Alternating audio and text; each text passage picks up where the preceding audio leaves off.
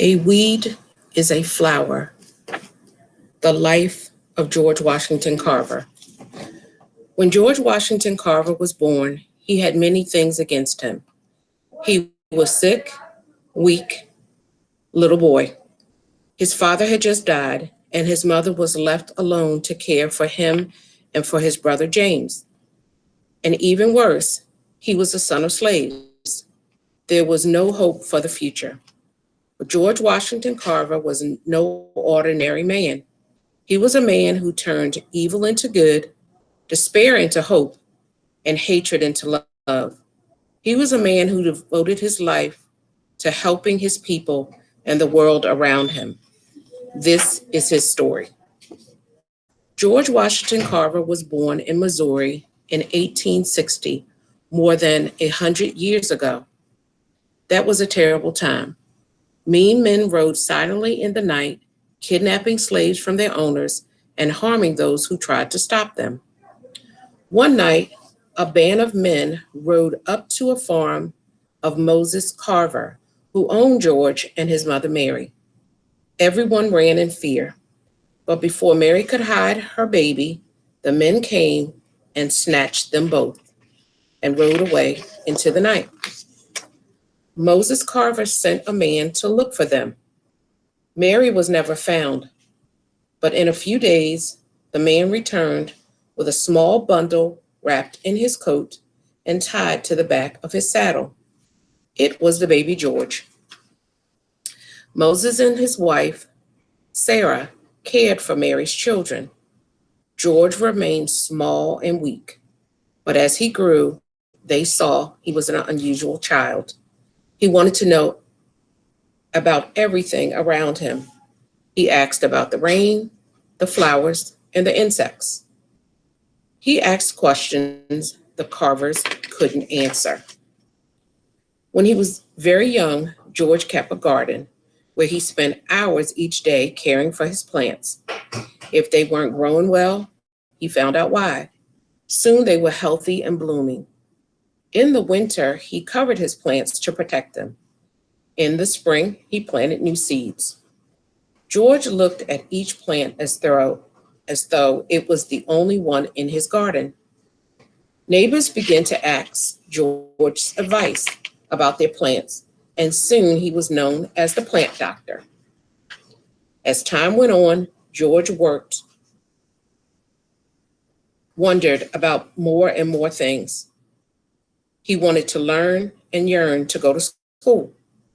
In the meantime, the slaves had to been freed, but the schools nearby were not open to Blacks. So when he was 10, George left his brother, his garden, and the Carver farm and went off to find the answers to his questions.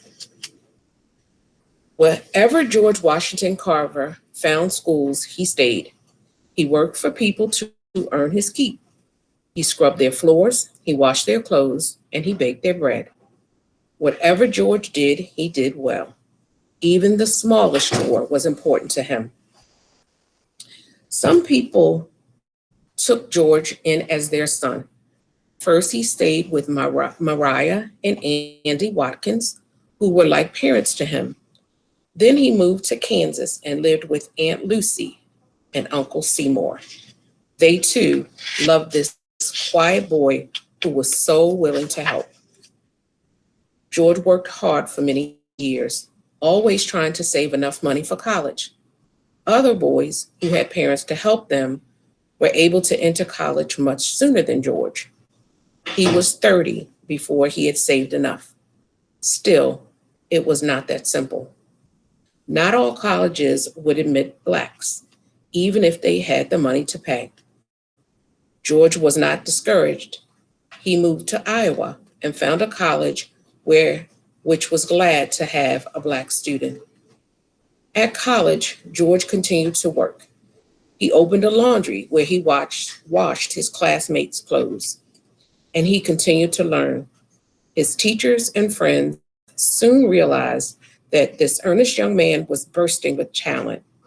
He played the piano, he sang beautifully, and he was an outstanding painter. In fact, for a time, he thought of becoming an artist. But the more George thought about what he wanted to do, the more he wanted to help his people.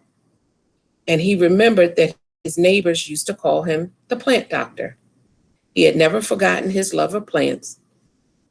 In all the years he wandered, he always had something growing in his room.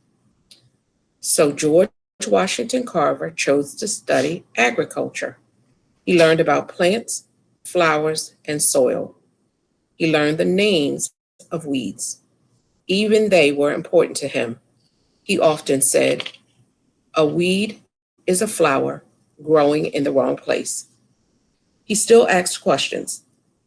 If no person or book could answer them, he found the answers himself.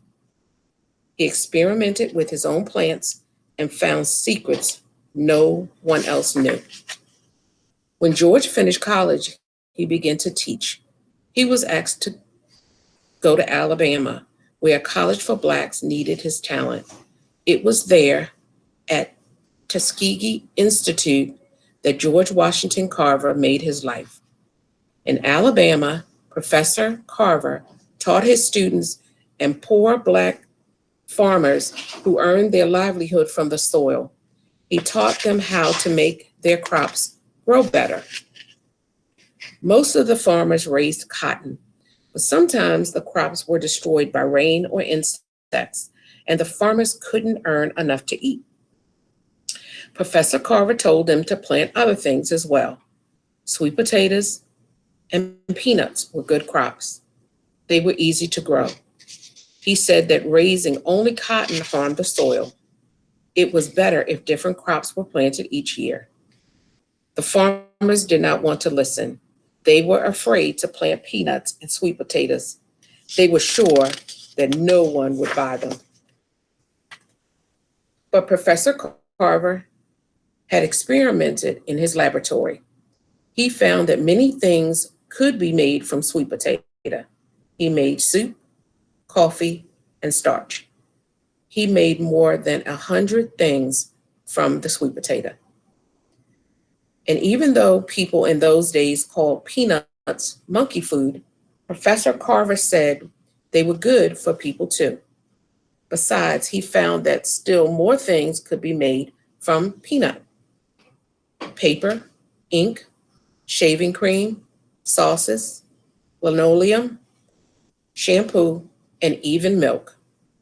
In fact, he made 300 different products from the peanut.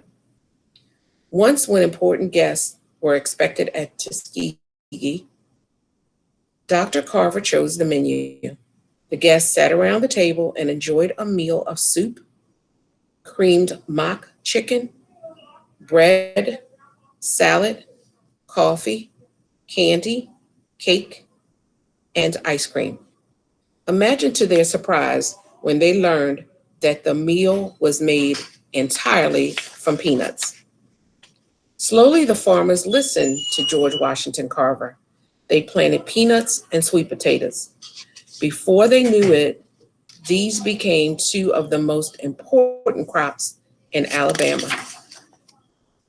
Soon, the whole country knew about Dr. Carver and the great things he was doing. He was honored by presidents and important people. Every day, his mailbox bulged with letters from farmers and scientists who wanted his advice. He was offered great sums of money, which he turned down. Money was not important to him. He did not bother to cash many of the checks he received. Throughout his life, George Washington Carver asked nothing of others. He sought only to help. He lived alone and tended to his own needs. He washed his clothes and patched them too. He used the soap he made and ate the food he grew. Dr. Carver was asked to speak in many parts of the world, but he did not leave Tuskegee often. He had things to do. He continued to paint. He worked in his greenhouse and in his laboratory, where he discovered many things. He discovered that dyes could be made from plants and colors from the Alabama clay. Even when he was over 80 and close to death, Dr. Carver kept working. Night after night, while the rest of the town lay asleep, a light shone in his window. The baby born with no hope for the future grew into one of the greatest scientists of his country. George Washington Carver, with his goodness and devotion, helped not only his people, but all people of the world.